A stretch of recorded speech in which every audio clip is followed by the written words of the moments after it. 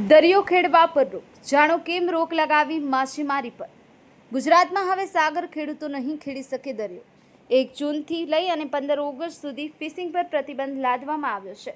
જળચર સંપત્તિના સંવર્ધન સરકારે આ નિર્ણય લીધો છે। ગુજરાતના સાગર પુત્રો અને માછીમારો માટે મત્સ્ય વિભાગ દ્વારા જાહેર કરાયેલા પરિપત્રમાં ચોમાસાની ઋતુ અને માછલીઓના પ્રજનન તેમજ સંવર્ધન કાળને ધ્યાનમાં રાખી પશ્ચિમી દરિયાકાંઠા પર દરિયો ખેડવા પર પ્રતિબંધ લાદવામાં આવ્યો છે। મત્સ્ય વિભાગ દ્વારા અંગે સત્તાવાર પરિપત્ર બહાર પાડી તમામ માછીમારોને સૂચિત કરવામાં આવ્યા છે। સરકારી જાહેરનામા અનુસાર આંતરરાષ્ટ્રીય પારદર્શક અને જળસીમા વિસ્તાર આ માછીમારી ન કરવા પર કુલ 61 દિવસનો સંપૂર્ણ પ્રતિબંધ રહેશે। આ વાર્ષિક ફિશિંગ પ્રતિબંધ પર આગામી 1 જૂનથી શરૂ થશે અને 15 ઓગસ્ટ સુધી અમલમાં રહેશે।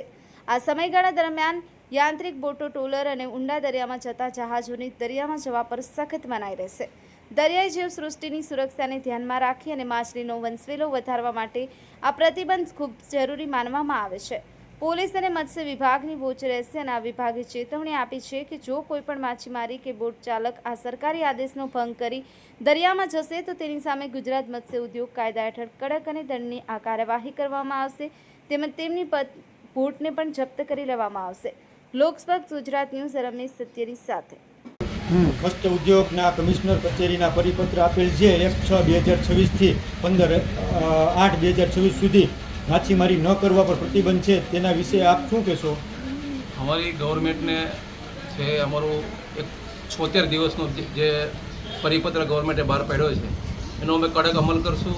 બીજા નંબરની અંદર અમારી ગવર્મેન્ટને એટલી વિનંતી છે કે ગુજરાત ગવર્મેન્ટ, મહારાષ્ટ્ર ગવર્મેન્ટ અને કેન્દ્ર શાસિત પ્રદેશ એ ત્રણેયનો જે બેન્ડ પીરિયડ છે એક સરખો રાખે, કારણ કે ગુજરાત એકલું જ આપણે બેન્ડ રાખશું 74 દિવસ, મહારાષ્ટ્રમાં જે 61 દિવસ છે, તો કેન્દ્ર લેવલે ત્રણેય રાજ્યની મિટિંગ થાય અને ત્રણેય જે કેન્દ્ર શાસિત પ્રદેશ, મહારાષ્ટ્ર અને ગુજરાતનો બેન્ડ સિસ્ટમ અમે તો એવું કહીએ છીએ કે 75ને બદલે 100 દિવસ કરો, કારણ કે મચ્છીનો જથ્થો દાડે દિવસે ઘટતો જાય છે અને અમારા ખર્ચા પણ નથી નીકળતા।